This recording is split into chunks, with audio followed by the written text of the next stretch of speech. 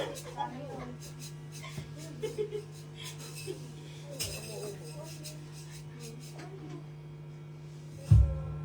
po, hello everyone. How was everyone's week po? Good morning. Good. Very good. It's been a while po since I worship lead na po, so if anyone can just join me and sing the songs po, that would be good to worship the Lord. Okay, let's close our eyes and open our worship in prayer. Our Heavenly Father, we gather in your presence today with hearts full of gratitude. Thank you for the gift of life and the opportunity to worship together. Bless our musicians and bless the worship as we worship your name gracefully with all our hearts. So open our minds and hearts to receive your word, and may your Holy Spirit guide us in truth and love. Let your peace fill this place, and may we be transformed by your grace. In Jesus' name we pray. Amen. Amen.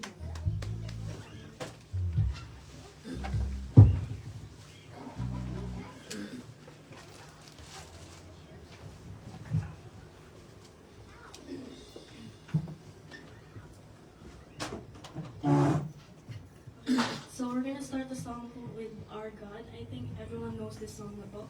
So everyone can just sing with me. And let us worship the Lord.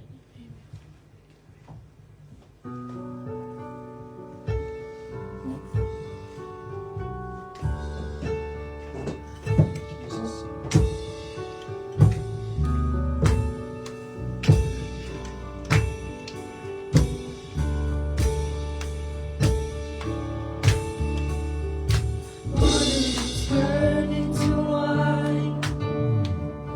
Open the eyes of the blind. There's no one like you.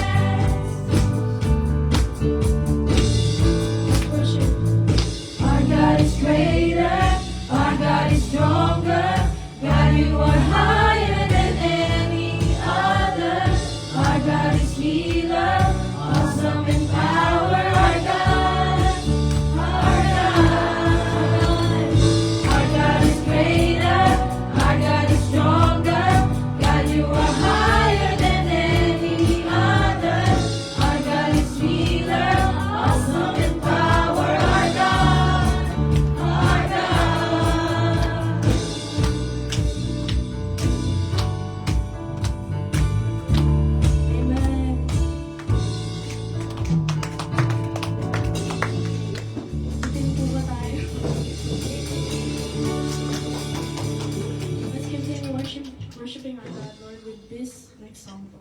It's called Safe. If you guys know the song, then po, please join me in worship.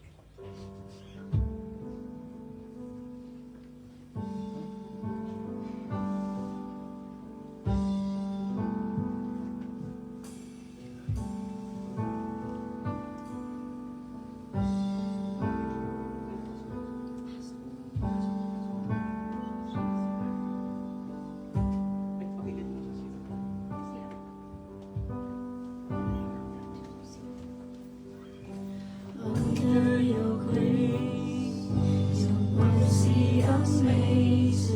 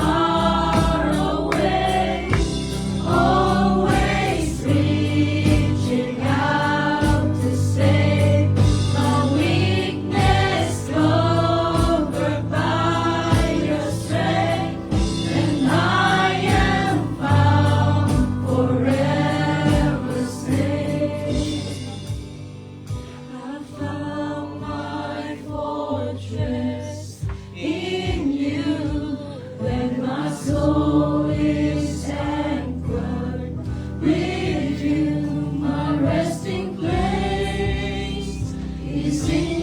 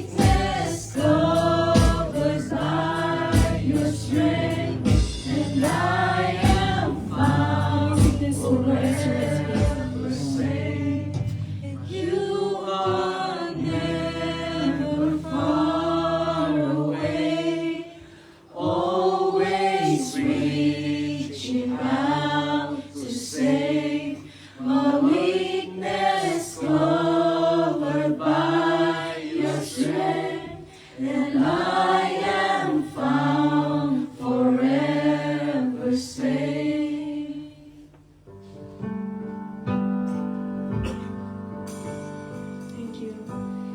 Let's continue worshiping the Lord.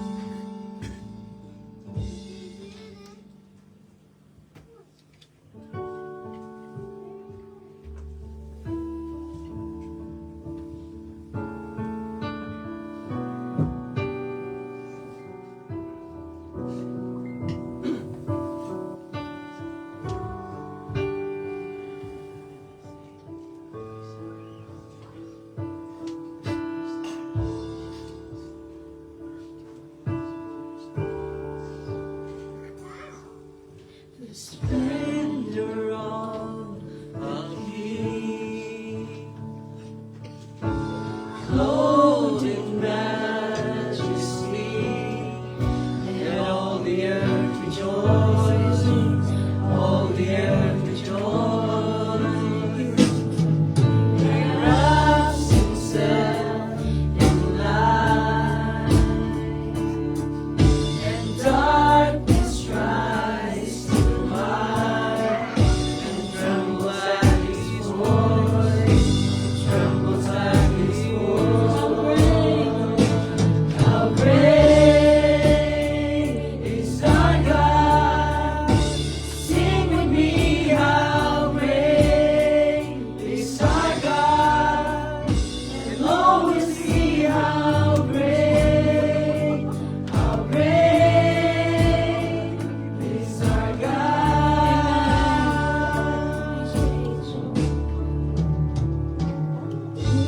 Age to age He stands, and time is in His hands, beginning and the end, beginning and the end.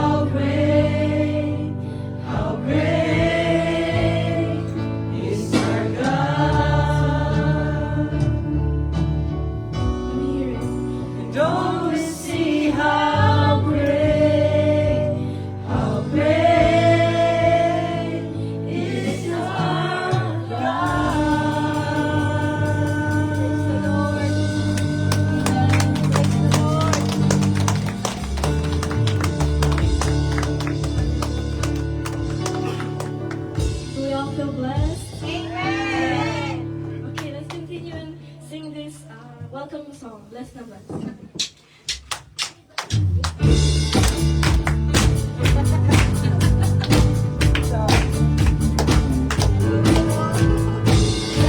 Bless akong makita ka. Bless na bless akong makasama ka. Kay Jesus ay sumasaw ka. Nananalig sa kanyang salita. At kasama ka naglilingkod sa kanya. Tuwang-tuwa ako't pinagpalad ka. Tuwang-tuwa ako't magaling ka na. Salamat, Ama, hiniling mo panalangin niya. Kami magpupuri at sama-sama. Bless na bless kami. Sama-samang nagpupuri. Salamat po sa aking kapatid. Salamat po sa aming pastor. Salamat po sa inyong lingkod. Nakasama ko Nakasama ko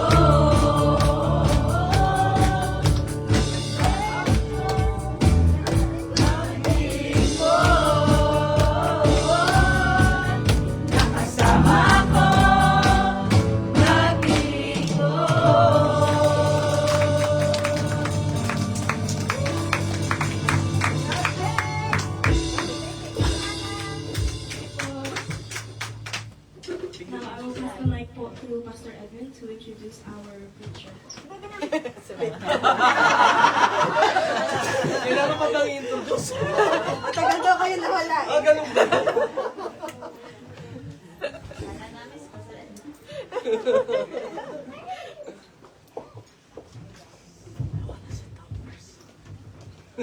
Amen. Praise the Lord. Isang palakpak na po na malakas sa ating Panginoon. Amen. Batiin mo nga yung katabi mo. Sabihin mo, are you blessed? Are you blessed? Of the Lord. Kasi kinakanta natin yung blessed na blessed ako. Kaya kailangan talaga pong blessed na blessed tayo. Amen? Kasi po tayo po ay nasa bahay sa bahay ng ating Panginoon. Sabi nga po ay laging may paanyaya sa atin si Lord. Lagi daw po tayo makakitaan ng kalakasan dahil ang kalakasan natin ay nanggagaling sa Kanya. Amen? So, meron po ba tayong first timer dito sa araw po na ito? May I invite the first timer? Mag-ina po. Can I invite yung first timer po natin? Umatid lang po kasi kami last, I think. Doon sa anniversary po natin last year. So, dito po, hindi pa po, no? Hindi pa. Dito yan eh. I invite you again here, no? Kasi po ay lagi po namin gusto yung mga nakakapunta po sa church, dinadala ni Lord, ay may pag-pray po namin. Amen?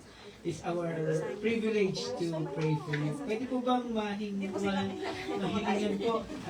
pumunta po dito sa harapan? Pakigate mo ka, Joy. Joy. Pakigate mo. Ano po ang name ng ating visitor?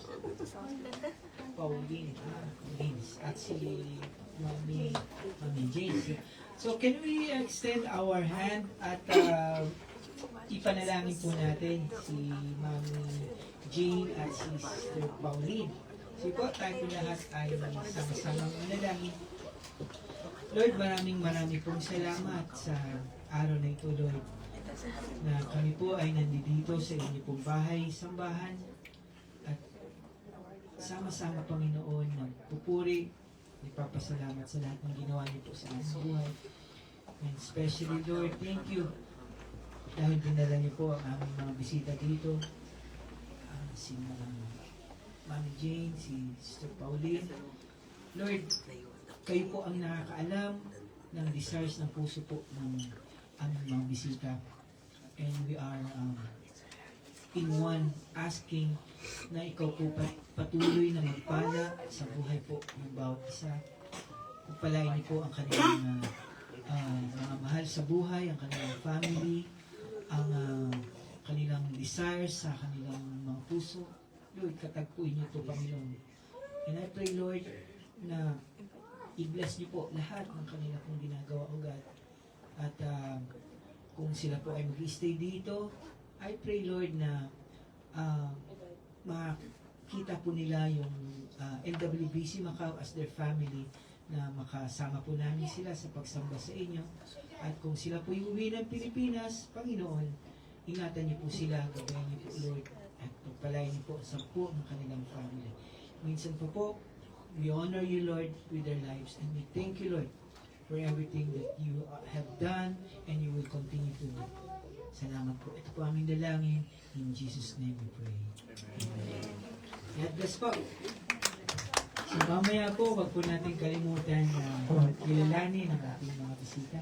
So again, I am privileged na ipakilala po sa atin ang ating pagputihing pastor. It's a gift. Ang mga pastor po, regalo po ito ng ating Panginoon. So bago po natin siya anyayahan para magbahagi ng salita ng Panginoon, I also would like to pray for our pastor. Kasi po siya po ay nagdaraos ng maligayang kaarawan. Amen? Sa buwan po na ito. And Lahat ng February to. lahat ng February, can I invite the lahat ng February po dito? Sis Landa. At at tayo po ay manalangin, no? At it's a privilege na lagi po makapag-pray sa ating mga kapatid. Amen? Sis Landa, can you come here? Mga February,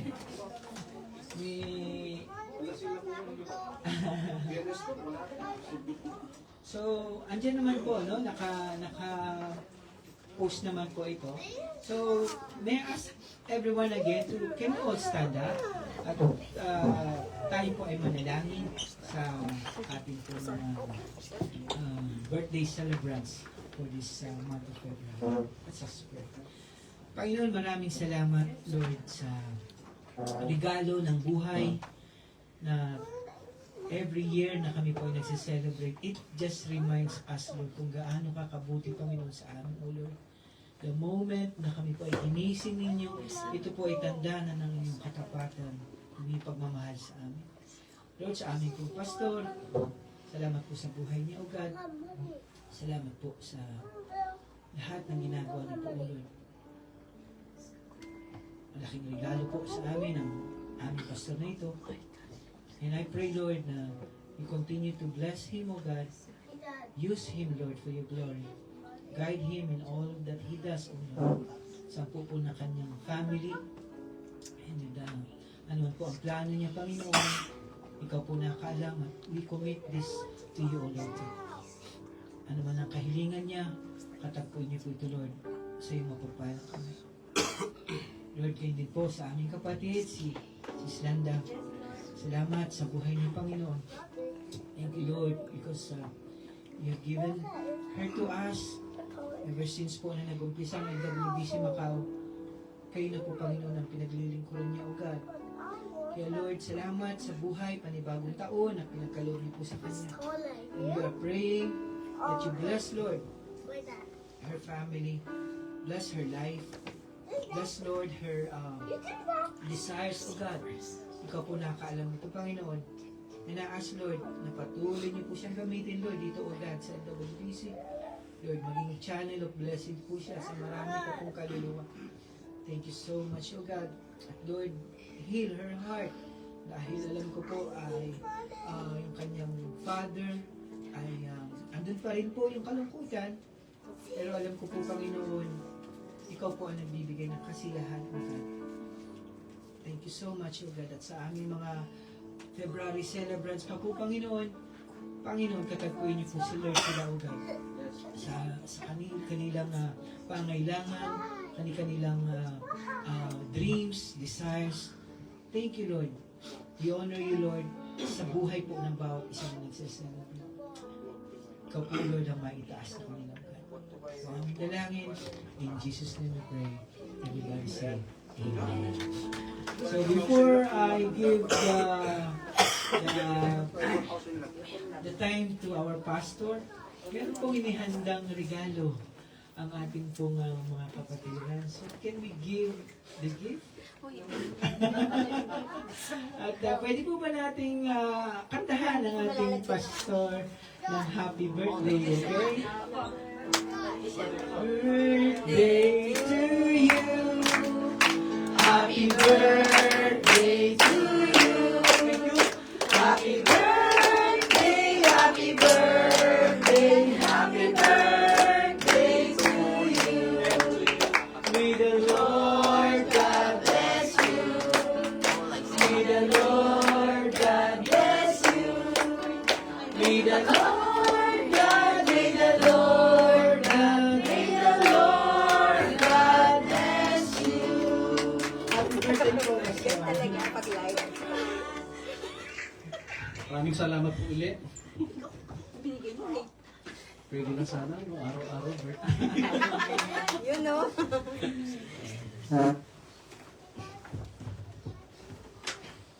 Alam niyo po, gaya po na aking kong sinabi, madalas kasi yung sabi, talagang walang permanency dito sa bahay. So ayaw mo po sa gusto natin, para daw po tayo, pangit man mong ilustrasyon, pero gamitin ko na rin. Para daw po tayong ng tupo ng kambing, bigkis na nasa ibabaw, pero pagka bumagsak na hiwa-hiwalay. Habang nandito tayo sa Macau, big kiss tayo. Pero time will come, we need to go back. Ilan buwan na lang. Yung mga nandun naman sa Pilipinas, nagka-countdown na. Yun no? Excited na sila. Mabigat din po yung responsibility na nagantay doon sapagkat yung Bible School po ng Central Luzon ay kinausap na rin po ako ng executive. Kailangan na daw po talagang bumalik. Tapos, within the section, the province ng Nueva Ecija and Aurora province, kailangan na rin po akong bumalik. So, aside from the responsibilities at Lord of the Church, bagamat si Amo, di pa ako nagpapaalam. Welcome, Pastor Kelvin. So, happy birthday! My boss doesn't know that I need to leave him. Di pa ako nagpapaalam kasi pag nagpaalam ako, may pigilan ako. Ayaw pa kung dalawa po ang pwesto na aking pong pinag-living ko lang ngayon, flowers sa Canova. Pero maganda po, napakiusapan ko na si Amo na ibigay na sa akin yung Sunday. So hindi na ho ako magsisinderella after. Yes! Praise the So, Lord! ang fallback, mag-aantay mo kayo kasi mahaba-haba po ito. Yeah. Hindi naman.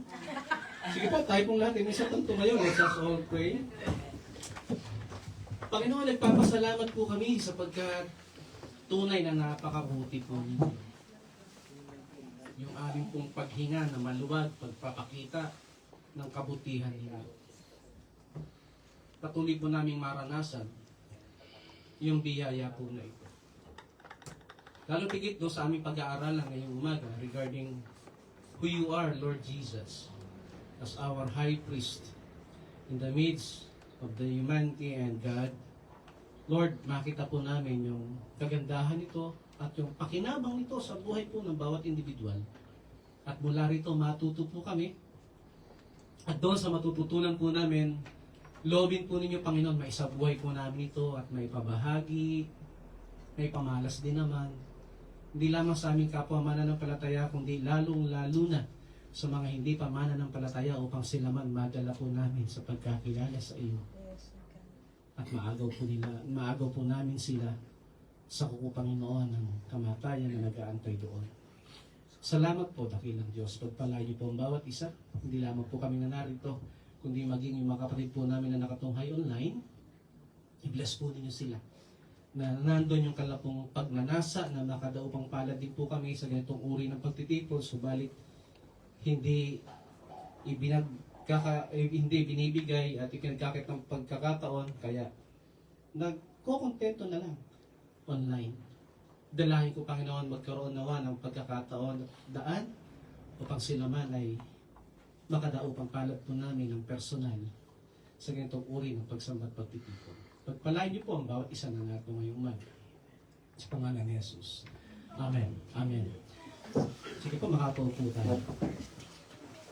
Aklat po ng Hebreo, chapter 4, verse 14 to 16, aking pong babasahin. Sabi po dito sa wikang Ingles, "Therefore, since we have a great high priest who has passed through the heavens, Jesus, the Son of God, let us hold firmly to what we profess." 15, "For we do not have a high priest who is unable to sympathize with our weaknesses, but we have one who was tempted in every way that we are, yet was without sin." 16, "Let us then approach the throne of grace with confidence, so that we may receive mercy and find grace to help us in our times of need." God bless the reading of His Word.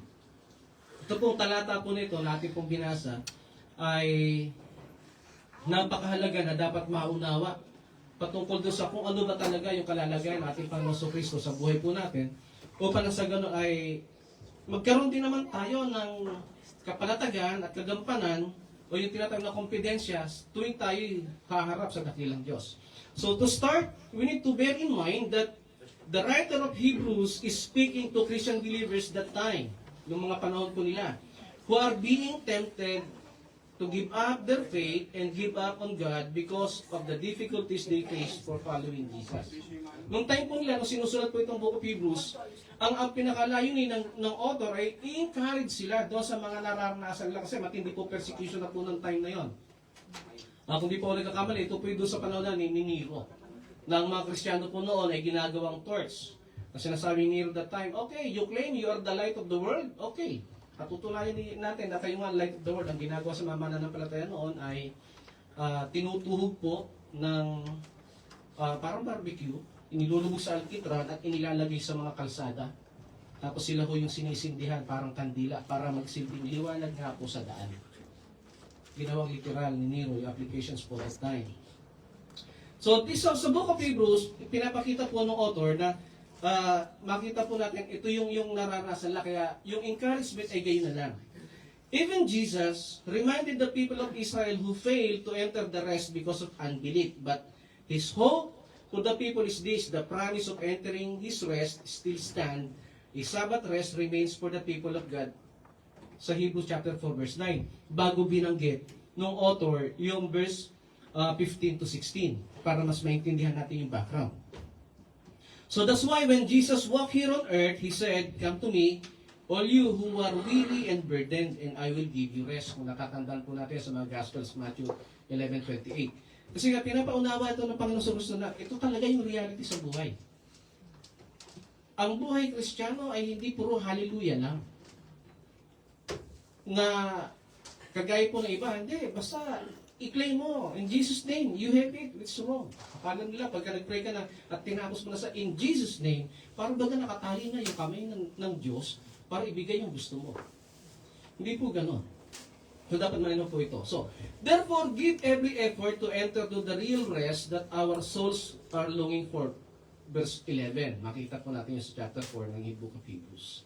So, but this call can sometimes feel empty when declared out of context. Ito ho yung napakahalaga. Kaya, bago po natin maunawaan o intindihin yung verse 14 to 16, dapat nakikita po natin yung ano ba yung previous. Kasi napakahalaga po ng context para makita natin bakit sinabi ng author doon sa verse 14 na, "Therefore, since we have a great high priest who passed through the heavens, Jesus, the Son of God, let us hold firmly to what we profess." Kasi nga, mayroong mga binanggit na sa mga nauna. At kung bakit din naman sinabi yung verse 16, na sinabi na, "Let us then approach the throne of grace with confidence, so that we may receive mercy and find grace." So how can we receive mercy and find grace doon sa throne of grace kung hindi natin naiintindihan ano ba yung meron doon sa likod? Napakalaga na maunawaan po natin ito. So, ito po yung common problem sa panahon po natin sa kasalukuyan. Karamihan po sa mga lumaki po sa simbahan na ipinanganak na Kristiyano na yung mga magulang, tapos yung environment ay gano'n, ang common problem, madalas nakakarinig sila ng mga lessons na stop sinning and try harder. Lagi nilang gano'n. Tapos yung iba naman, na mga lumaki nga doon, bakit? Ano bang meron sa kabila? Yung pangalawa ko noong una, nung mga bata pa ito, lagi niya tinatanong, bakit? Bakit? Kasi nga, lumaki na silang gano'n eh, nasa church. Tapos, merong isang leader ng church, sinabihin yung anak ko, yung pangalawa ko na yon. Anak ko pa naman ng pastor, ganyan ka. Diba? So, mga ganon ko na narinig natin. Kasi nga, mataas ang expectations ng sa mga ganong lumaki sa simbahan. Kaya sabi ko to sa leader, kinurik ko siya. Sabi ko, kapatid, huwag naman ganon. What if yung anak ko, sabihan ko din, yung anak mo, sabihan ko din, anak ka pa naman elder ng church, ganyan ka. Ano mararamdaman mo? Diba? Kasi nga, we need to remember, yung mga anak-anak na lumaki sa loob ng simbahan, normal na tao yan, normal na bata, na hindi naintindihan ano yung buhay sa labas. Kasi nga, lumaki na sila, meron na silang dinumero na sinusundan. Bawal na ganito, bawal na yung ganoon, na hindi pwede magsalita ng ganito, hindi magsalita ng ganoon. Kaya kapag ka nalabas at napasama sa mga kalaro, pag uwi sa bahay, may bit-bit. May bit-bit. Buwang natutunan sa mga kalaro, pag bumura, pag uwi niya sa bahay, then hindi naman niya alam na masama yun, gagamitin niya kaya pag magsasalita siya ng gano'n. At kapag narinig sa loob, di ba? So, ito yung mga common na dapat na maintindihan. Kaya sabi doon, stop sinning and try harder, stop sinning, try harder. So, i-clear po natin yung phrase nito. Ang scripture ba ay tinuturo ito? Yes. Pero ang whole message dapat hindi ganon, hindi dapat magbigay demoralizing sa sino man tao. Kaya napakalaga na mauntawaan natin na nandoon ang paghamon ng salita ng Diyos, kaya nga tayo mayroong great high priest. Na tayo ay hinahamon na kasi dati na nating buhay yun, di ba? Sino ba dito ang lumakit na buhay na hindi makasalanan? Wala naman, di ba? Tayo po'y mga makasalanan. Ang kaibahan nga lang sa kalalagayan po natin sa kasalukuyan, sa nakaraan ay ito. Noon tayo makasalanan at namumuhay sa kasalanan. Tama po yun. Ngayon, ang ating kalalagayan, tayo mga makasalanan na naligtas sa biyaya at habag ng ating Panginoon Kristo. Nakakagawa ng kasalanan, nakakagawa ng pagkakamali, pero hindi na namumuhay sa pagkakasala. Yun ang kaibahan. Noon, pagka gumagawa tayo ng pagkakamali, wala na tayong conviction, okay lang. Ngayon, makagawa tayo ng konti, iba na yung damdamin natin. That's the difference. That's the difference. So that's why we need help. We need a mediator who can usher us and fill those gap or space between us and God. Kailangan nung mamamagitan sa atin, at yun nga yung high priest. And this is the space that the writer of Hebrews is teaching in the book of Hebrews, verse 4 to 16. Kaya tandaan niyo po, basahin po natin muli. At isa-isahin po natin yung tatlong verse po na ito. Ulitin ko po yung verse 14 to 16. Sabi dito, therefore, since we have a great high priest who passed through the heavens, Jesus the Son of God, let us hold firmly to what we profess, for we do not have a high priest who is unable to sympathize with our weaknesses, but we have one who was tempted in every way that we are, yet was without sin. Let us then approach the throne of grace with confidence, so that we may receive mercy and find grace to help us in our time of need. So, yung verse 14, ipinapakita na po dito ng book of Hebrew, ng author, anong meron tayo? Anong meron tayo? Sabi dito, we have a great high priest. Yun ang binanggit doon na praise. Sabi niya, therefore, since we have a great high priest. So, yun ang meron tayo. We have. That's what we have. We have a great high priest. We need to see that we have a great high priest. Bakit kailangan natin makita ito? Bakit kailangan natin maintindihan ito? Bakit kailangan natin maunawaan na meron tayong great high priest? Ano bang role ito? Ano bang meron doon? Ano bang pakinabang ito sa ating kasalukuyang panahon? So to this point goes back doon sa Hebrews chapter 2 verse 17. Pag pinalikan po niyo yung Hebrews chapter 2 verse 17, sabi doon, He, Jesus, had to be made like His brothers in every way so that He might become a merciful and faithful high priest in service to God in order to make atonement for the sins of the people. Yung isang bahagi ng kadyusan, mula sa walang pasimula, ay nagkatawang tao, bumaba dito sa lupa at naging ganap na Emmanuel upang makipamuhay na kasakasama ng tao, at hindi lamang para makipamuhay, kundi para maranasan yung buhay ng pagiging tao upang nasa maintindihan po paano mag-isip, paano magdama, paano makisalamuha ang sino mang tao, paano niya abutin yung mga pait, sakit, kirot na nararanasan. At hindi lang yon upang siya magbigay ng atonement para sa kasalanan ng sangkatauhan. Maya po, babalikan din po natin ang Old Testament para mas maintindihan po natin yung role ng high priest. Yun po yan. Kaya nga po sabi doon, what we have? We have a great high priest. What's the point? Verse 1 ng chapter 5, biglang lumundag po doon, sabi doon, it reminds the readers that the high priest represented the people in matters pertaining to God, offering gifts and sacrifices. Kaya nga po, yung mga high priest sa lumang tipan, pagka sila po ay magsasagawa na po ng pag-aalay, meron po silang gesture na ginagawa. Yung isang kamay, nakataas sa langit, at yung isa ay nakatuon doon sa kapulungan.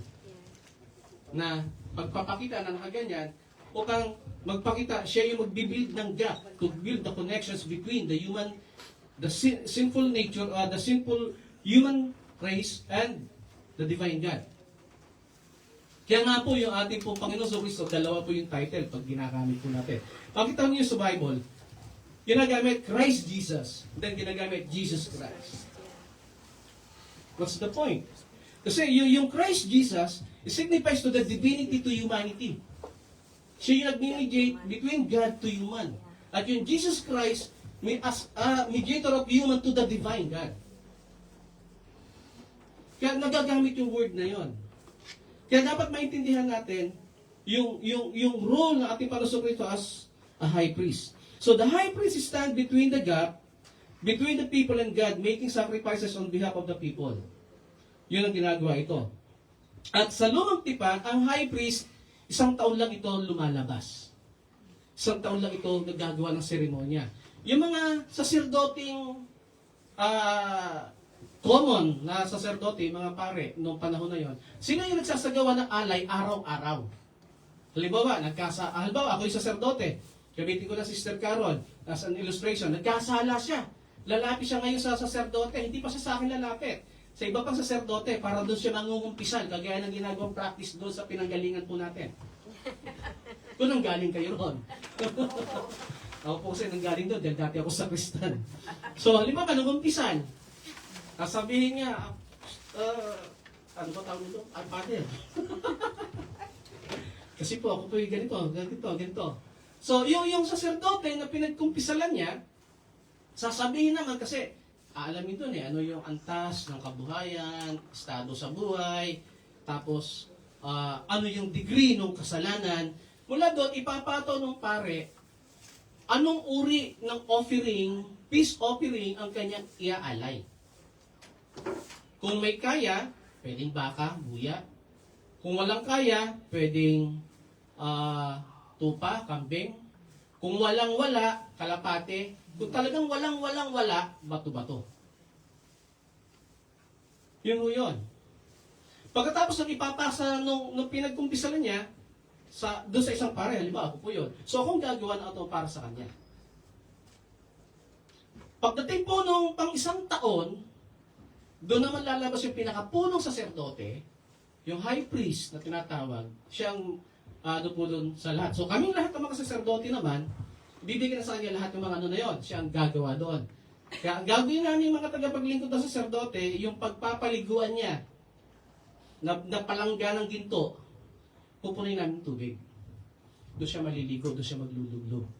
Hanggat yung tubig ay hindi pwedeng salaminin, hindi siya hihinto doon. Kasi hindi siya pwedeng pumasok sa dakong kabanal-banalan nang hindi gayon. Kasi pag pumasok siya sa dakong kabanal-banalan nang hindi siya dalisay pa, ipugnaw siya ron, mamamatay siya ron.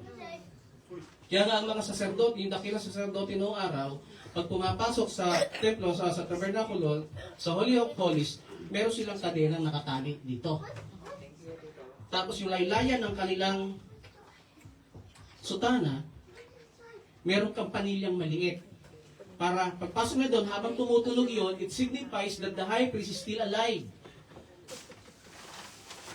Pero kapag huminto yung tunog ng kampanilya na nakalagay doon sa laylayan na suot, ibig sabihin, patay na, namatay doon sa presensya ng Diyos. Ibig sabihin, hindi nagawa ng saserdote yung kanyang dapat na gawin para sa kasalanan ng buong kapulungan. Hindi naman siya pwedeng pasukin kasi mamamatay din ang papasok. Kaya hinihila ito, papalabas. At yung buong isang taon na yon, kailangan makapag-elect ng pinakapunong saserdote, kagaya nung nalalapit na ngayon, pinagtatalunan ngayon nila Tagle sa kanong kalaban pa niya iba kasi malapit na mapalitan ng papa nila. Ganun po yun. Tapos noon, yung buong isang taon na yan, hindi ibig sabihin, hindi sila napatawad ng Diyos, yung buong kapulungan. Tingnan niyo po yung kalalagay ng time na yan. Kaya ganun po, karugtog yung time nila.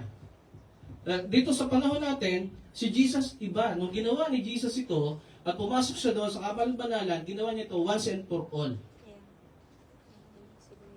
Kaya mamaya, lalo nating maiintindihan. Bakit ganoon? Kaya, hindi basta-bastang high priest lang meron tayo. Kaya sabi ng author ng Hebrews, verse 14, since we have a great high priest who passed through the heavens, Jesus, the Son of God, let us hold firmly to what we profess. Kaya nga po yung Book of Hebrews, isa ito sa mga paborito kong libro na gusto ko ituro. Ang pinakating ko dito, pag tinuturo ko ito, yung looking unto Jesus, the author and the finisher of our faith. Yeah. Chapter 1, ipinapakita, why do we need to look unto Jesus? Chapter 2, pinapakita, why do we need to look unto Jesus? Chapter 3, why we need to look unto Jesus? At dito sa chapter 4, why we need? Kasi nga, meron tayong great high priest.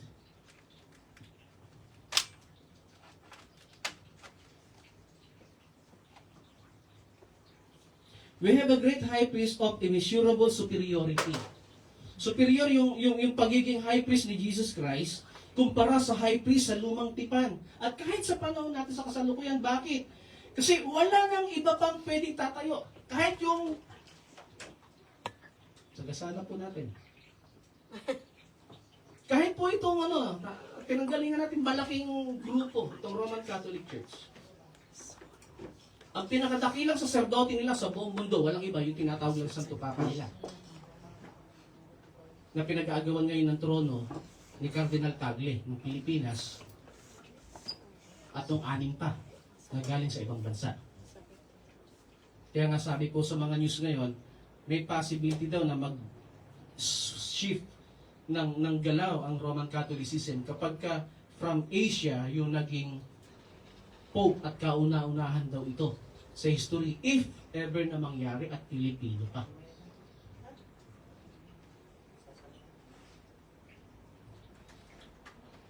Pero hindi nila pwedeng tantayan yung kalalagayan ni Jesus. Kasi sila, hanggang doon lang sa kalalagayan na yun.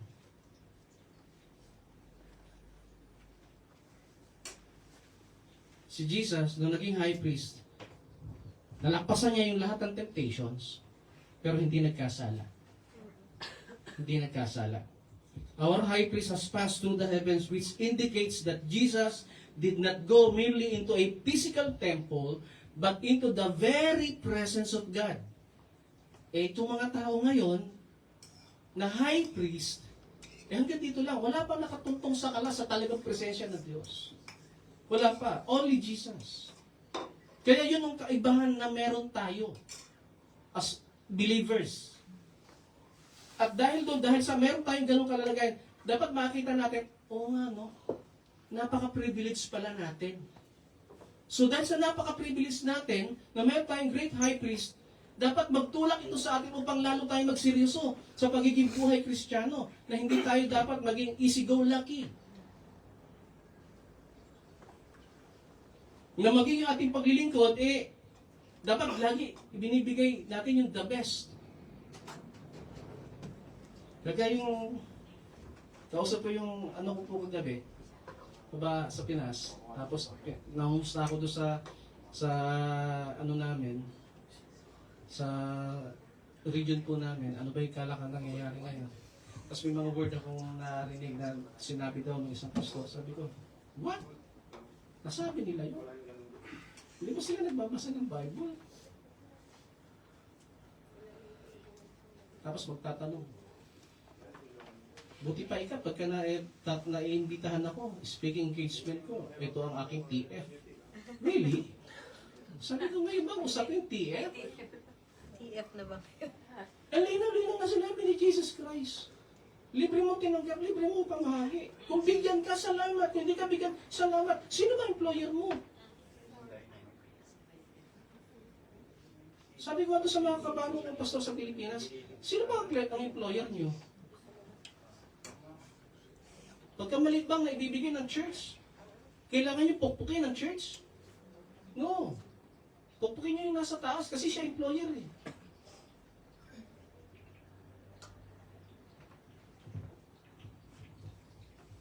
We have a great high priest. Dapat malinaw ito sa atin. The point is very simple. You do not need to give up and in heaven do this because you have a great high priest. Ano may nararanasan natin dito? Hindi tayo pwede to-give up. Isa sa mga trabaho natin, pagka napapagitan tayo ng amo natin, galit na galit, nagtatampo tayo, pagkagalit din. Tapos pag bitaw tayo ng mga pangit na pananalita, sabi nga nung isang kasama ko sa trabaho, ang bubo-bubo ni ma'am, ang bubo-bubo ni sir. Sabi ko, hello? Talaga? Bubo amo natin? Oo, kois, kasi ganito. Oh, di ikaw na maging amo. Ikaw na magpasweldo kay ma'am. Kasi ma'am na maging empleyado. Bobo pala amo natin eh. Sa tingin mo kung bobo yung amo natin, baka kapag ano yan para mapasweldohan ka at mabibigyan ka ng visa? Ito po, common mistake ng maraming Kristiyano here in Macau. Pag napapagalitan ng amo. Nakakalimutan, kasama sa bayad yun. Kasama sa bayad yun. Mapa-company, mapa-kunyang, pag napapagalitan po tayo ng amo, kasama sa bayad yun, kasama sa kontratang pinirmahan natin yun. Bakit? Kasi galing yun doon sa ating tunay na employer. Tapos pag nagpipray tayo, Lord, maraming salamat, ginagamit ko employer ko to provide my needs. Pero kung magsalita ka sa employer mo, wagas. Diba? Hello? Gising po tayo. Kaya, tingnan po natin sa mas malawak. Tingnan po natin sa mas malawak. Ano pang meron sa pagiging high priest ni Jesus? We have a great high priest standing between you and God Almighty. Tingnan po. In every day, every seconds, every tick-tock, tick-tock, tick-tock of the clock, ang ating Panginoon sa Kristo, walang humpay, 24/7, mediating to us in God as a high priest. Kitang-kita ito sa Book of Hebrews. I challenge everyone, gawin niyo pong devotion po ninyo ang Book of Hebrews. Lagyan niyo ng isang question. Bakit sinasabi na let's look unto Jesus, the author and the finisher of our faith? Yan, basahin niyo ang Book of Hebrews. Makikita niyo yung mga reason. At pagka naintindihan niyo, makita niyo magsisip po yung inyong pananaw sa pagiging buhay Kristiyano. Maging ang inyong paglilingkod, magbabago. Pati po yung pagtingin ninyo sa mga kapatid, na dati tingin nyo, yung kapatid na to, wala namang ginawa yun, puro nang pasaway. Magbabago. Sasabihin nyo, ako palang pasaway. Sa totoo lang po. Sa totoo lang. Yun po ang reality. Kaya ho natin nakikita yung kapatid nating pasaway kasi nasasalamin lang po natin yung ating sarili doon sa Kanya. What our high priest does. Verse 14, pinakita, we have a high priest. Ano ba yung ginagawa? Ano ba yung gawain ng high priest? Verse 15. Tingnan po natin muli ang verse 15. Sabi po sa verse 15, For we do not have a high priest who is unable to sympathize with our weaknesses. Tingnan po yun ha. Sapagkat meron daw po tayo dakilang saserdote who is unable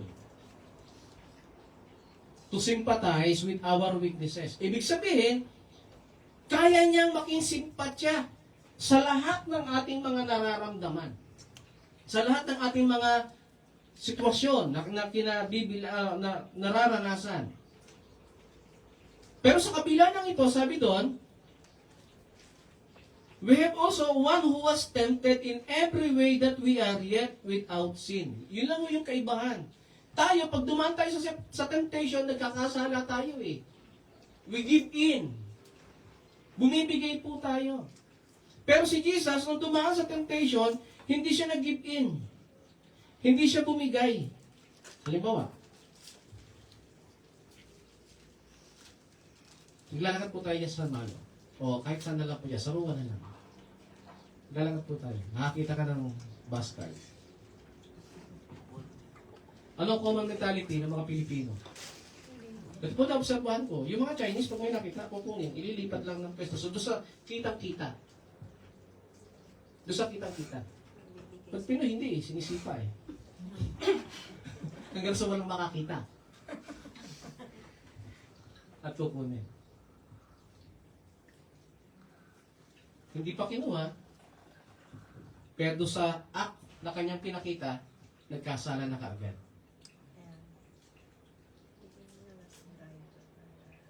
Sabi doon, the big question is, how does Jesus functions as our great high priest to help us? Yun yung malaking tanong.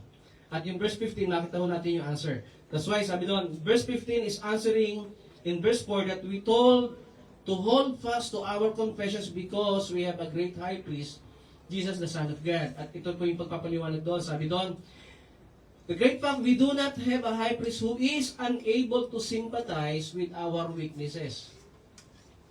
That's an amazing one. Tingnan niyo po, Jesus does not look us and wonder with frustrations and anger why we cannot obey like He did. Tingnan niyo po, nung kasama yung mga alagad, di ba, ilang panahon nakasama niya ito, tapos nakita na ng mga alagad paano naggawa ng napakaraming tanda at himala. Pagkatapos, nung nandun sila at naglalayag sa papunta sa kabilang ibayo, ating Panginoon Kristo natutulog, yung mga alagad ay nakalulad din sa bangka, tapos biglang nagkaroon ng great storm. Kung natatandaan po niyo yun, sa senaryo na yun.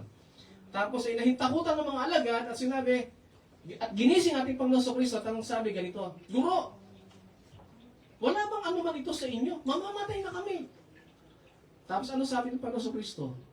Ay, mga lahi na walang pananampalataya, hanggang kailan ko ba kayo pagtitiisan? Tapos tumuyaw ang Panginoon Kristo, iniulan ng kamay, puminto yung hangin. Puminto din ng bagay.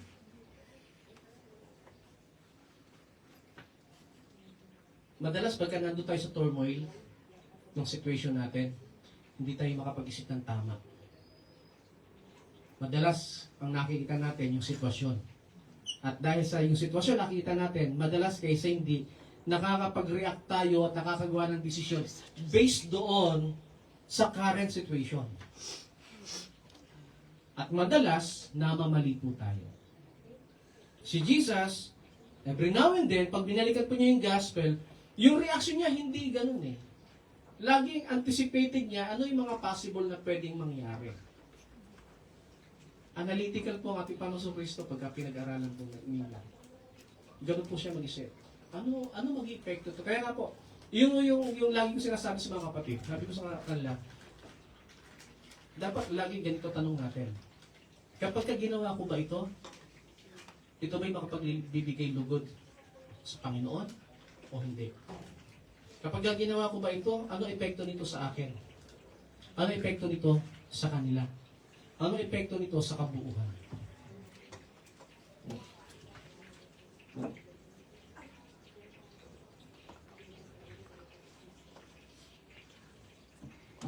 Natatandaan ko po, no, kung Kristang pa, pagka nagkakaroon kami ng pagkakamali. Yung pari na pinagkanoan namin, kumurahin kami, wagas. Kaya ako umalis na sa pagkasakristan. Sabi dito, Jesus does not look us and wonder with frustrations and anger kahit na tayo daw ay hindi makasunod doon. Pero yung mga pare na natural, kung di tayo makasunod, ewan ko po kung naranasan nyo na pong mamura ng pare. Ako po, naranasan ko. Pero pagka nakalaman na, ibig ko po sabihin, tao po kasi. Tao. Kahit ho kaming mga pastor. Darating at darating ang pagkakataon, lalabas ang aming pagiging tao. Lalo na kapag nandun kami sa mabigat na sitwasyon at sakit na talagang kumbaga, yung PC po ng aming pasensya ay nasagad na. Mapapatid at mapapatid. At makakapagbitaw po kami ng mga pangit na salita na pwede po ikasakit po ninyo. Pwede po yun. Hindi pa naman po kami santo eh. Maliban lang po kung may kakilala na po kayo. Kung may kakilala ko kayo, Pastor na santo, pakilala niyo po sa amin. Pastor, para naman, baka sakali, matuto po kami sa kanila. Pero wala po.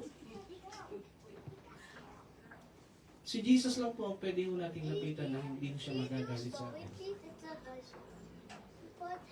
Kami, pwede kaming makapagsalita sa inyo ng pwedeng sa amin, hindi ito masakit, dahil gusto lang namin kayong turuan, pero pagdating po sa inyo, kayo na receiver, iba po ang dating sa inyo.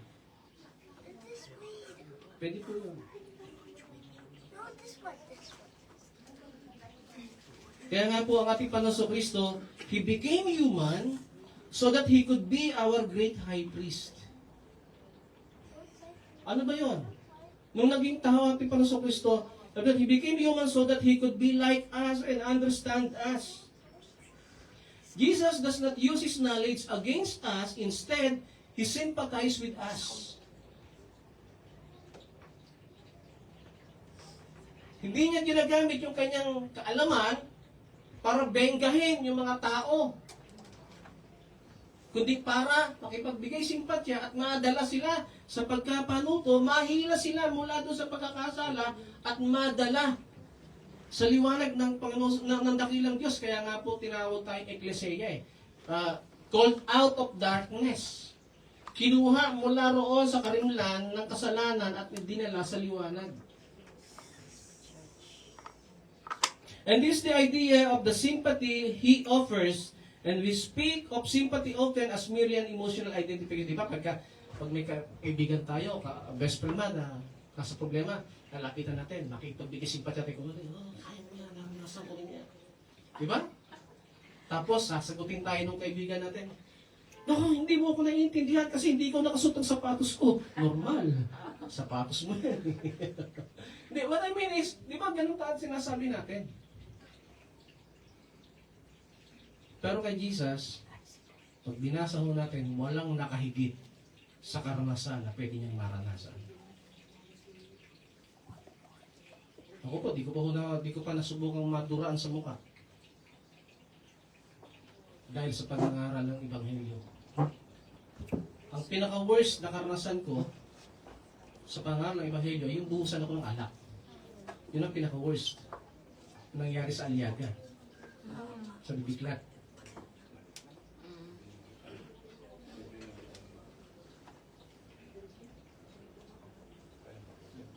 Si Jesus, sinampal, dinuraan, binugbog,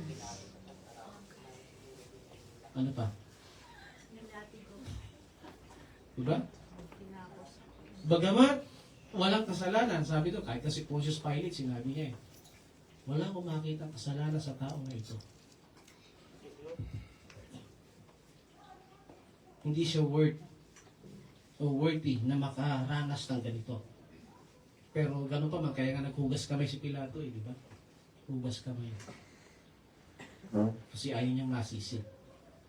Pero hindi niya alam, bahagi iyon ng fulfillment of the prophecy. We feel for what the person is going through. Kaya natin yun, madama.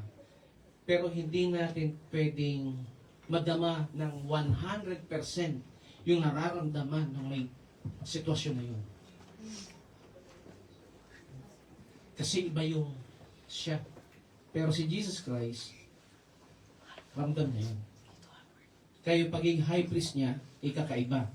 He does not merely emotionally identifies with us, but physically identifies with us. Hebrews chapter 2 verse 17 sabi ng Jesus did not simply choose to sympathize from afar, but choose to experience what it means to be human itself. Jesus was tested. Jesus was tempted.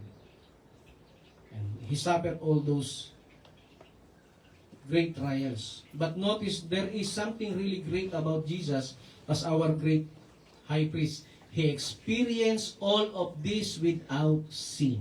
Yun po yung kaibahan. Kaya yung kanyang pagiging high priest, talagang karapat-dapat lang. Dapat lang na talagang sabi niya na He does it once and for all. Kaya nga po isang beses na, kaya nga po doon sa mga hindi nakakaintindi, nung ginawa ni Kristo sa krus ng Kalbaryo, na ginagawa pa rin sa kasalukuyan ng iba, buti nga po, nakalaya na po ako dito, yung namamanata po ba, malapit na naman na si Mana Santay. Panata ko po noon, 10 taon pero naintindihan ko, yung pang 7 years na ako noon. Hinto ko na. Pero hindi ho ako naggaganyan. Iba ho yung aking panata noon. Panata ko naman po noon, naglalakad ako ng walang sinelas sa katanghaliang tapat mula doon sa lugar namin sa Tipas Taguig papuntang Goroto ng Antipolo.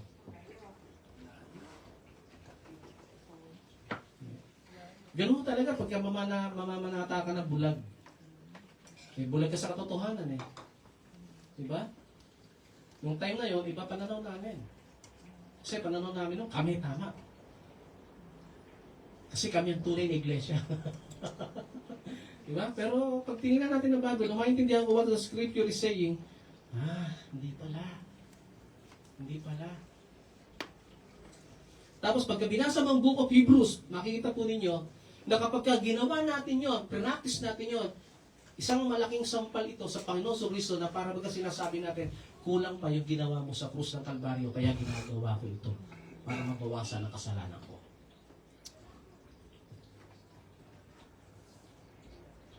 Faithful endurance is difficult and Jesus knows exactly how difficult it is. In fact, Jesus knows what faithful endurance is far better than any of us. Mas alam niya yun. Kaya nga po, kung babalikan po natin yung senaryo nung malapit na, yung tinatawag natin Passion Week, di ba? Yung panalangin, bagamat alam niya na kailangan niyang danasin yun, pero in His human form, in His human situation, nasabi niya ito sa Ama, Ama, kung mamarapatin mo lang, napasan na itong cup na ito. Tapos sa huli, but not my will, your will be done. Tayo po mga tao, tayo mga Kristiyano, ginagamit natin yung word na yun, not my will, but your be done. Pero alam niyo po ba yung context na? Kaya ako po, nung maintindihan ko po, hindi ko na ginagamit yung phrase na yun. Kasi ang context nun, Jesus as a human being that time, 100%, alam niya yung reason bakit siya nagkatawang tao. He knows exactly 100% the plan of God of redemption. Nadadaan talaga siya ron. Kaya nga nung dinadaanan na niya ito, at nakita niya yung bigat, kaya nga yung bigat niya, yung kanya, sabi nga doon sa paglalarawan, yung kanyang pawis ay nagmistulang dugo. Kasi ganun talaga yung intense Kaya nga sabi, kung pwede lang, huwag ko nang daanan to, kung mayroon pang ibang paraan. Pero hindi, sabi niya, okay Lord, sige, dadaanan ko to. Not my will, but your will be done. Tayo mga Kristyano, pag ginagamit natin yung word na, not my will, your will Lord. Minsan, scapegoat lang natin yun, para kung ano man ang mangyari, sasabihin natin, ito ang will ng Lord, kasi ito nangyari. As a scapegoat. Pero iba yung gusto nating mangyari. Tapos pag ito talaga yung will ng Lord. Kaya mga kapatid, ingat po tayo at maintindihan po natin yun. In fact, Jesus knows of this faithful endurance na hindi siya nag-give in. Pero tayo, we give in. We all have given in. Diba? Kahit po ngayon. Kahit po ngayon, we give in. Yung iba nga po sa atin, tagal-tagal naman ito sa matapos. We give in. We give in. Tama po ba? Tama. We give in. Kasi, by nature, we are a sinful being. Yun yung kaiba natin kay Jesus. Siya hindi. Kaya nagawa niyang pagtagumpayan ito. At ipinakita niya paano tayo lulusot doon. In fact, he knows our struggle. Far more than we do because he never caved in. Hindi siya bumigay. He never let sin get him. He never folded under trials. He never quit while suffering. Diba? Kahit nung nakapako na siya sa krus ng Kalbaryo, kahit nung nakapako na siya, nasabi pa niya, Ama, patawarin mo sila, di nila alam palang ginagawa. Tayo, pumatay na sana. Di ba, ganun tayo eh. Ganun po tayo. Be honest to ourselves. Pag nasaktan tayo ng kapatid, ang dami na natin sinabi. At ang dami pa natin sasabihin. At sa likod pa ng mga utak natin, ang dami pa. Tapos sasabihin natin, kung pwede lang magsalita. We give in. We give in. Pero si Jesus never na bumigay.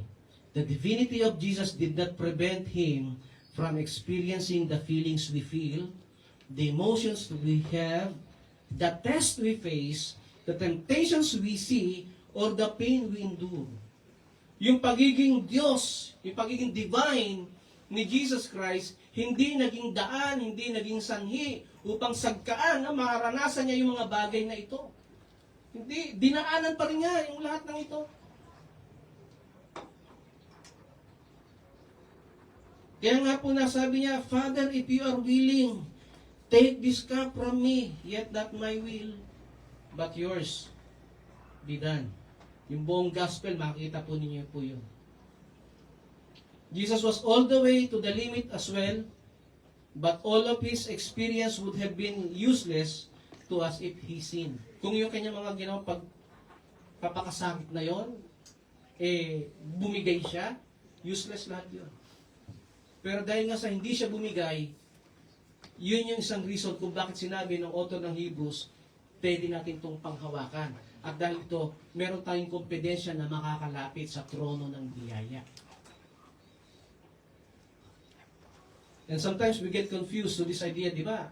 Yung idea na, hindi mo ako maiintindihan. At kahit kailan, hindi mo ako maiintindihan kasi hindi mo pa nararanasan ang nararanasan ko. Mga litanyang di ba? Pampamas. Pero hindi. At kahit na anong pagtuturo sa atin ng salita ng Diyos, na ginagawa sa atin ng mga kapatid, o minsan ng ating pastor, ay pa rin natin makinig. Kasi lagi natin sinasabi, hindi mo ako naiintindihan kasi hindi mo nararanasan ko Ito, for how many times, lagi nang nakikita kay Pastor Edwin na sinasabi niya rito. Pero mababaw pa nga ito Sabi ni Pastor Edwin. Dapat, hindi ko alam yung eksaktong word pero yung content, makuha niyo po. Sabi ni Pastor dito dati, baka mamaya akala natin, ligtas na tayo dahil nandito tayo umaate, nagpupuri, ginagawa natin mga paglilingkod, pero akala lang pala. Pas, ano po ba exact word na ginamit ninyo nun? Kung naaalala niyo pa? Pero ang punto po doon ay, baka mamaya akala lang talaga natin, ligtas tayo. Akala natin, ligtas natin, nakaupo tayo rito, nakikinig ng Word of God, sumasama sa praise and worship team, but at the end of the day, Magigising tayo, Lord. Hindi pala. Kaya pala ako andito, ang init. Yan lang. Kaya nga po, dapat magsiguro.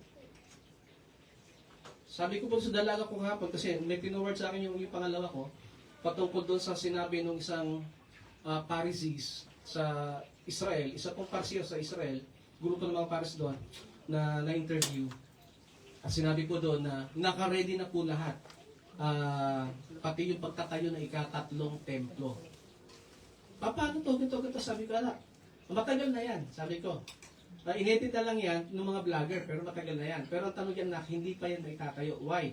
Kasi yung big dome ng mga Muslim, yung mosque na pinakamalaki, nandun sa ibabaw ng mismong layer na pagtatayuan nila. Pero malapit na, anak. Sabi ko, magandang malaman yan. Para at least, may handa mo bilang mananampalataya, na hindi na pala tayo pwedeng maglaro-laro pa bilang Kristiyano. He can be the great high priest we need because He understands our conditions and He has the ability to help us the way we need. Verse 16. How our high priest helps. Paano ba niya tayo matutulungan? Sabi daw, so we have a great high priest who understands what we experience in this life with its trials and temptations because Jesus experienced this life the same way we do. So ano yung makita po natin doon? Ano yung magiging reason? Kung yun yung reason, ano po yung truth na makita po natin? Sa English Standard Version, ito po nakalagay. Let us then with confidence draw near to the throne of grace that we may receive mercy and find grace to help in time of need. Let us approach God's throne of grace with confidence. Kaya nga po, tingnan niyo po dito po sa Macau, dito na lang. Bakit ba may bantay yung mga importanteng opisina dito? Hindi ko pa po natin yung pinakamalacanang ng Macau Pero I do believe, pagka pumasok ko doon ng basta-basta, kung hindi ka babarilin, baka damputin ka na lang bigla. Sa Malacanang, gayon din, sa Pinas. May mga sniper po doon. Kasi, sino mang papasok nang walang pasintabi, threat yun. At nakamandate yun sa mga PSG doon, snipe, babarilin na lang. The same sa White House. So, ibig sabihin, hindi ka pwedeng maging confident na basta-basta na lang papasok doon. Ura-urada. Kailangan mong mag-set ng appointment. At yung pagsiset ng appointment, hindi rin naman basta-basta. Kailangan yung pagpapa-appointment mo ay meron talagang access doon. Kaya nga po, ganun po karumi yung ating politics sa Pilipinas Palabihan, o para sa ganun, maging mas malapit sa kusina. Tayo po, bilang mananampalataya, hindi po natin kailangan maglabi para makarating doon sa trono ng biyaya. Sabi doon sa verse 16, pag binasa natin, let us then with confidence draw near to the throne of grace that we may receive mercy and find grace to help in time of need. Bakit? Kasi nga sa verse 14, ipinakita na doon na meron tayong great high priest. At sa verse 15, ipinakita din doon, ano yung ginawa niya? Kung bakit kailangan natin dumulog na with confidence. Kaya dapat pagka nagpipray tayo at lumalapit sa trono ng biyaya, hindi yung para bang abang-aba ka, na awang-awa ka sa sarili mo, pero hindi ka naman din dapat maging arugante o mayabang. There's difference between confident and being arrogant. Dami ko na po nakasalam ng mga pastor. Hindi, Brad. In Jesus' name, sasagutin ng Lord. Ha? Talaga? Oh, Brad, tinan mo nga kami. Kami, pinipipray lang namin yan kay Lord. Talaga? Pinipipray nyo lang, hindi nyo na kailangan mo gawin? Sino ang ibig ko po sabihin? Kasi minsan madalas, marami Kristyano, arrogante na Pag nanalangin, basta sinutinulungan in Jesus' name. Tapos parang pag nakatali ng kamay ng Panginoon na, okay, sige na, nag-in Jesus name ka na gagawin ko na, ibibigay ko na sa'yo. No. Hindi ko ganun. We need to remember, hindi pwedeng kontrahin ng Diyos ang kalooban niya. Kaya nga sabi doon, according to His will, lagi yung pagtugon ng Diyos sa atin. Tapos kapag hindi natugon ng Diyos yung mga panalangin natin, tayo pa may gana magalit sa Diyos, sasabihin natin, diba? Yung ibang may kondisyon eh, sige Lord, maglilingkod ako sa iyo, pero gawin mo to. Diba? Hindi ganun. Brothers and sisters, in this real life, no one can approach the throne of a king with confidence. Tingnan niyo po si Esther. Basahin niyo po yung Book of Esther. Hari yung asawa niya. At sa lahat na naging asawa ng hari na yon, siya pinakapaborito. Pero sa kabila na siya pinakapaborito, hindi rin siya pwedeng basta-basta pupunta sa throne room ng hari. Kasi pag pumunta ka doon na hindi ka pinapatawag sa panahon nila, ipapapatay ka. Kaya nga po, pag sila pumunta at ipinatawag, kahit nga ipinatawag ka, dapat makaingat ka sa pagsasalita eh. Kasi pag nagkamali ka, papapatay ka din. Yun ang kaibahan po natin. Ngayon, na meron tayong dakilang saserdote, na meron tayong access. Kaya nga tayo, sa kabila ng ating pagiging makasalanan, we've been made righteous in Christ. We have been sanctified through Christ. Lagi nakaugtong doon. Kasi, tuwing titingnan tayo ng God the Father, ang tinitingnan sa atin, hindi tayo. Ang nakita ng God the Father sa atin, yung ginawa ni Kristo sa krus ng Kalbaryo na binigay sa atin. Pero every time na titingnan ng God the Father si Jesus Christ, ang nakita niya kay Jesus Christ, yung kasalanan nating mga sangkatauhan.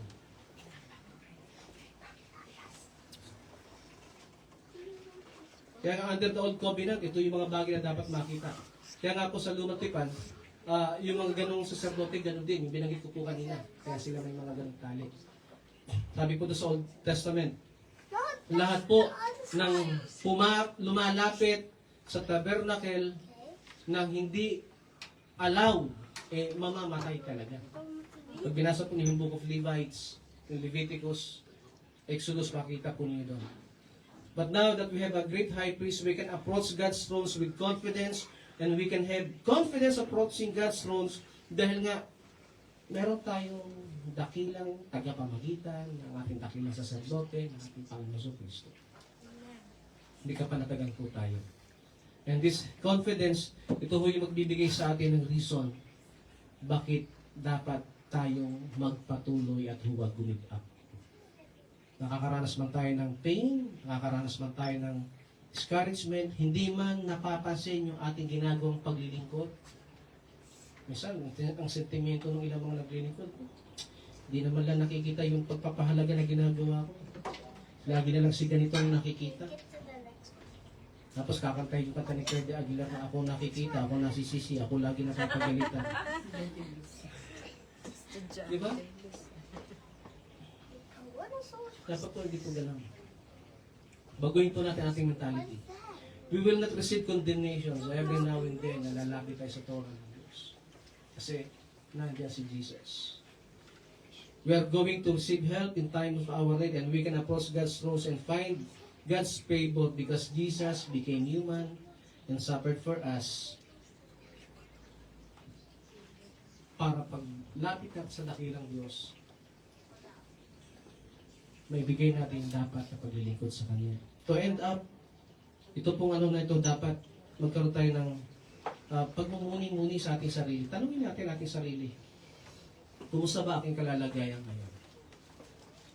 Kumusta ba yung aking pananaw? Kumusta ba ang aking paglilingkod? Sino ba aking pinaglilingkuran? Bakit ko ba ginagawa ito? Ginagawa ko ba ito para makakuha ng pabor, makakuha ng merito? Ginagawa ko ba ito kasi meron akong ano sa Lord na kailangan kong gawin to para in return, ang Diyos naman ibibigay sa akin ito.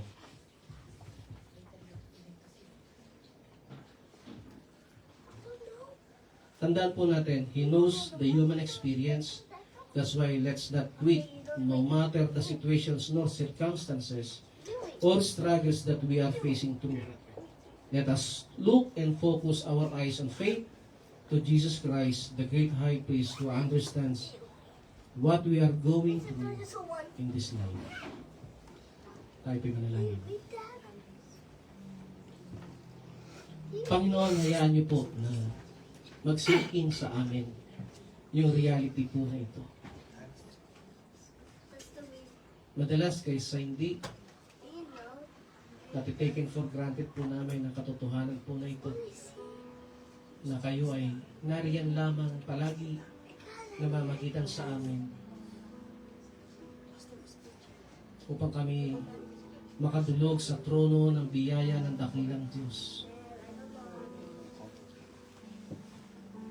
Madalas sa aming paglilingkod, ang aming tinitingnan ay makita yung pabor ng mga nakatataas sa amin. At na-overlook namin, Panginoon, yung pabor na ibinibigay po ninyo. Madalas kaysa hindi sa aming paglilingkod, pag hindi kami napansin, nagkakaroon kami ng kakaibang damdamin, kakaibang kaisipan, na-overlook namin ang katotohanan, na nandyan ka, na na-appreciate mo kami, na ikaw mismo ang namamagitan sa amin at sa Ama. Na-overlook namin ang katotohanan na every time na tinitingnan kami ng Ama, ay nakikita ikaw, Panginoong Jesus, as our mediator, as our high priest. Kaya madalas kaysa hindi, ang aming paglilingkod ay nagiging parang routine na lang. Lord, open our eyes of faith that we may see what you want us to see. Open our spiritual ears that we may hear what you want us to hear, Lord.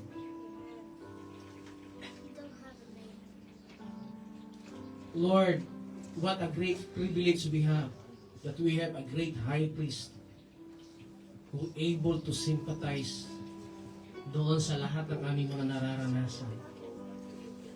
Dalangin ko, Panginoon, hindi lamang sa LWBC Macau, kundi sa lahat ng sangka-Kristyanuhan, maunawaan at maintindihan yung katotohanan na ito. At mag-shift yung aming mentality, yung aming mindset sa aming paglilingkod.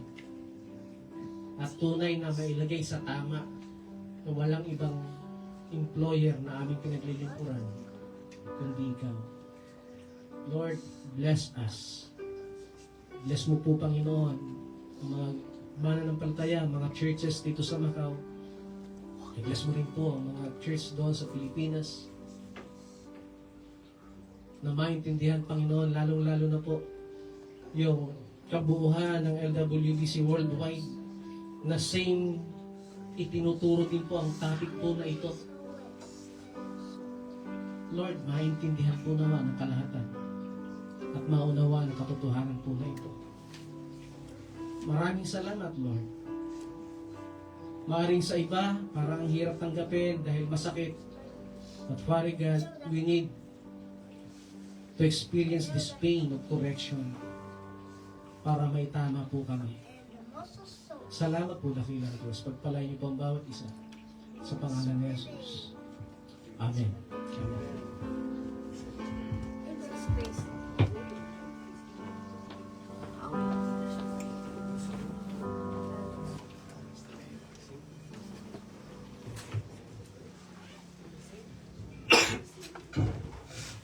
Mapagpalang pong muli sa bawat isa.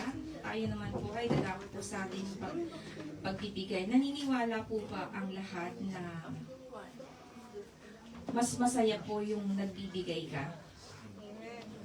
Dalawa lang yung nag-amen. Dalawa lang yung masaya kapag nagbibigay. Naniniwala po ako na it is more blessed to give than to receive. Ganun po tayo dapat sa Panginoon. Para po makalulugod po yung ating pong pagsamba sa Kanya, isama po natin itong gawain ito. Not our time, not our talent, but most especially is our tithes and offering. Wala po sanang maging hadlang sa pagbibigay po natin sa kanila, sa gawain ng Panginoon dito po sa Kanyang storehouse, kasi po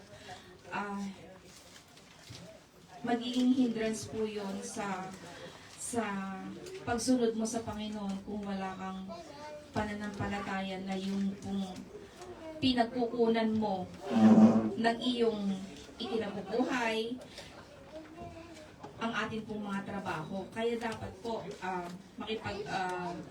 cooperate po tayo sa ministry ito. Alam mo, dapat hindi naman na po dapat pinipilit yung lahat eh.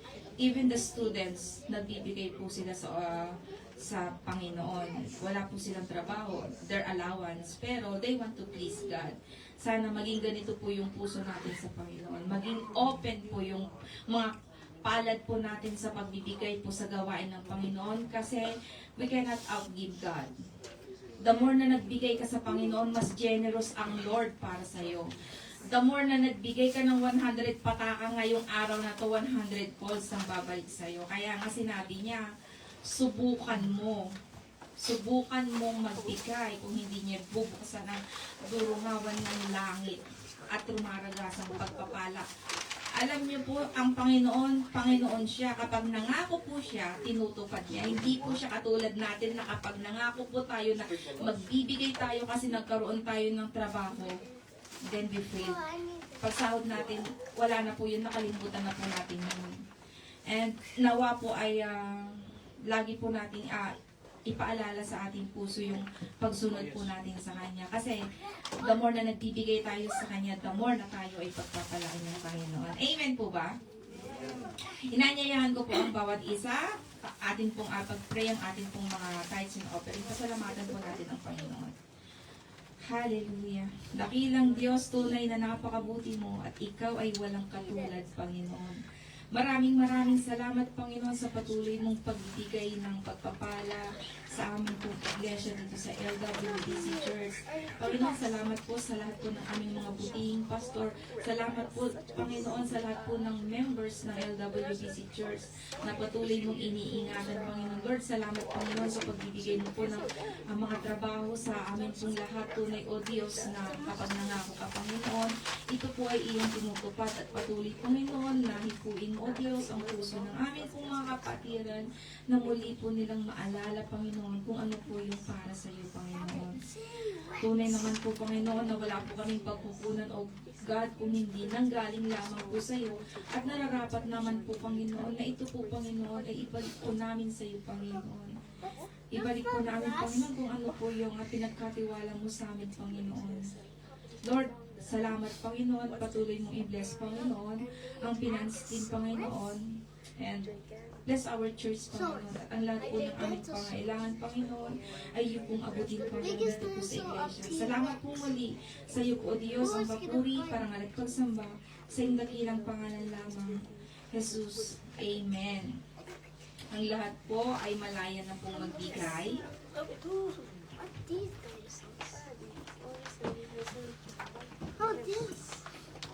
At tayo po ay dadako sa atin pong isang kapatid na magbibigay ng special number. Wag po tayo announcement. At akin pong inaanyayahan si Sister April.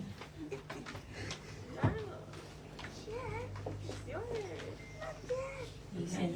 Yan. Sa tagal po ng panahon na ulit. Special number. Bago ko po kantahin, title po ng aking kakantahin is Waiting. Sabi po sa Psalm 27:14, wait for the Lord, be strong, and let your heart take courage. Wait for the Lord. Amen.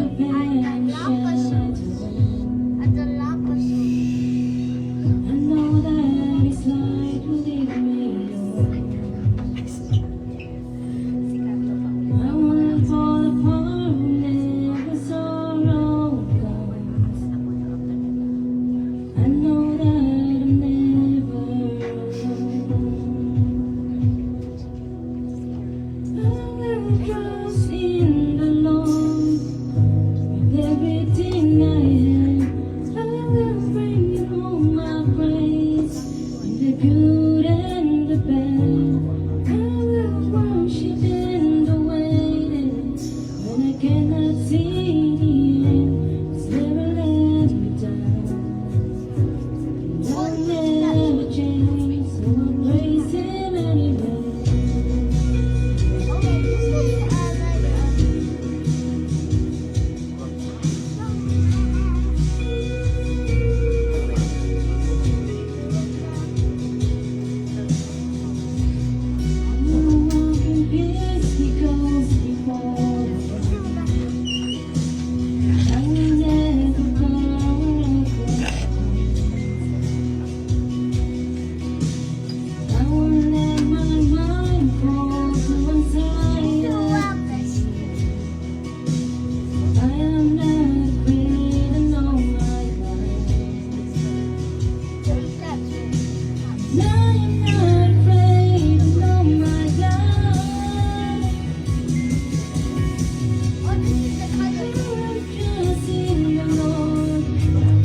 Everything I need, I will bring you all my praise. Good and bad, I will worship in the waiting when I cannot see the end. It's never let me down. I'll never change, so I'll praise Him anyway.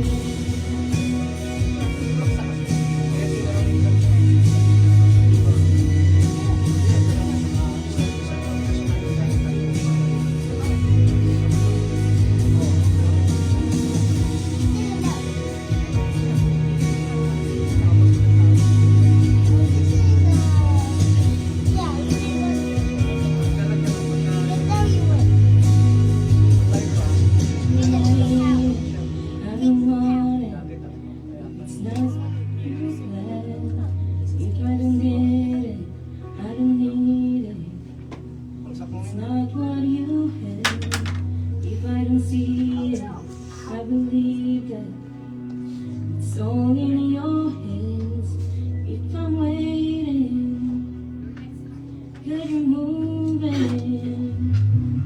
If I don't need it, I don't want it.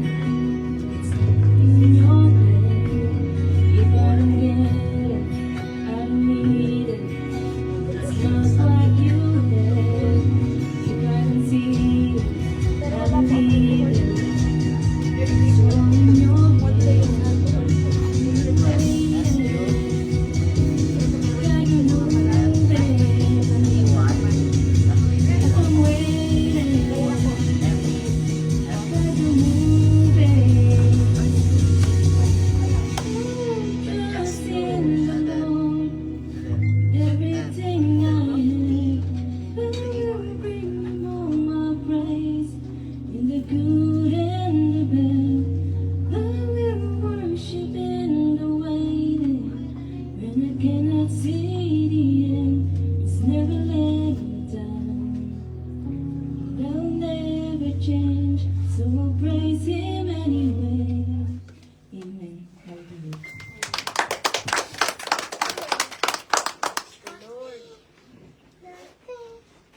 Praise God, salamat po sa bugay si Sister April. At meron pa pong pangalawang magbibigay ng special number. Nagpresenta po talaga siya, hindi po mapipigilan. Can I call Baby Carlo? Hymnal pa'y kakantahin yan. Very good, baby. Go, Carlo. You want Koya with you?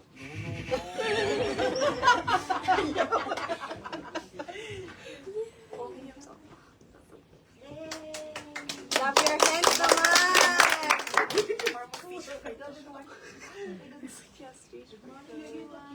Smile! Come on! Okay, ready?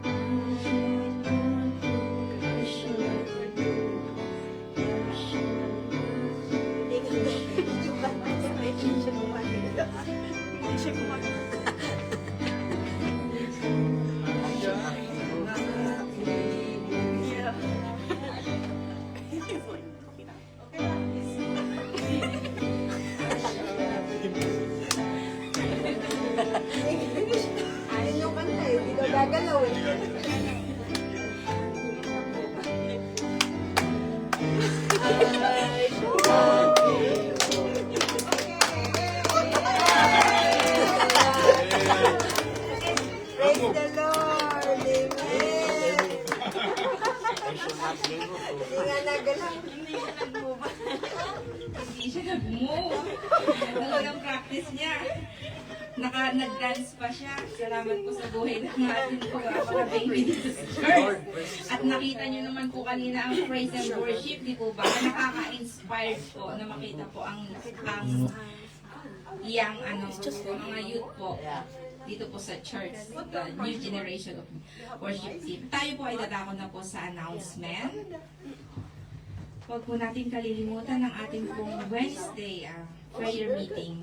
Ini-invite ko po ang bawat isa na ang dami na po namin. Makikita niyo po yan sa mga pictures po natin sa group chat. At ina-encourage ko po yung mga kasamahan natin, yung mga kapatiran natin na stay out po. Please attend po tayo ng prayer meeting. At huwag po natin kalilimutan ang ating pong Saturday service, 10 p.m. and Sunday morning is 10:30 a.m. Be on time po para po ang hindi lamang po kalahating preaching lang po ang ating pong naabutan. Masarap pong masimulan po natin ang ating pong praise and worship up to the end. And don't forget, on next Sunday, sabihin ko na po ba? Our leaders meeting po, I hope sa lahat po ng mga leaders ay please maka-attend po kayo. Makompleto po natin ang atin pong attendance. Except lang po sa atin pong mahal na si Sister Celine na nasa Pilipinas. At lahat naman po tayo, alam ko po, day off po tayo ng Sunday. Please bigyan po natin ng time on March 2 na umattend po ng leaders meeting. And akin pong inaanyayahan team worship again to lead us in victory song. And I'm gonna call Pastor Kelvin to close up later in prayer and our food fellowship.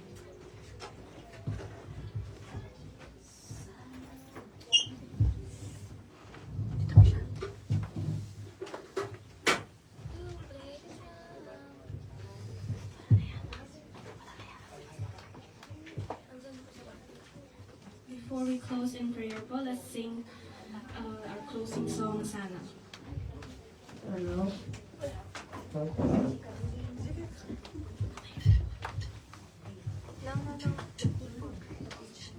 Let us stand. Can everyone stand up po and let's worship His name.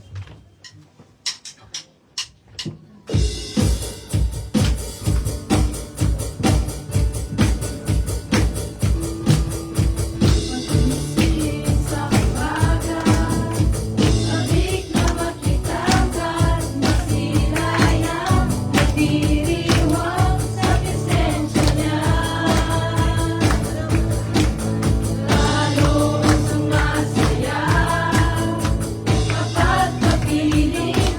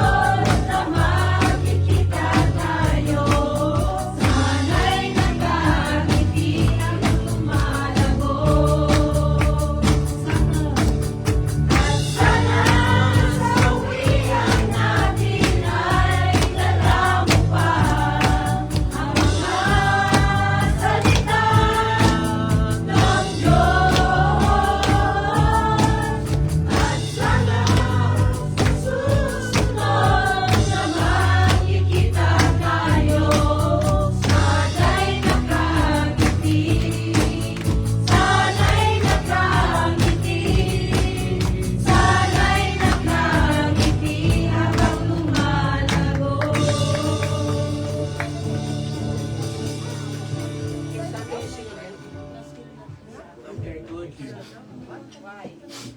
Let's bow our heads. Thanks. Thank you, Lord, that we are here because of your love. Because that you've guided us, you've saved us. And now we are departing in our works. May your light shine through us wherever we go. And bless us wherever we are. And also particularly give thanks to Pastor Roland that he's finished he's accomplished his work in England. Now he's going back to do more. Thank you, Lord. Thank you for leading, guiding him as well as everybody else in the world. So may we all receive the blessing from you before. May the love of God, may the love of our Lord Jesus Christ, the grace of our Lord Jesus Christ, the love of God, and the fellowship of the Holy Spirit be with us all today and forevermore. Amen. Outside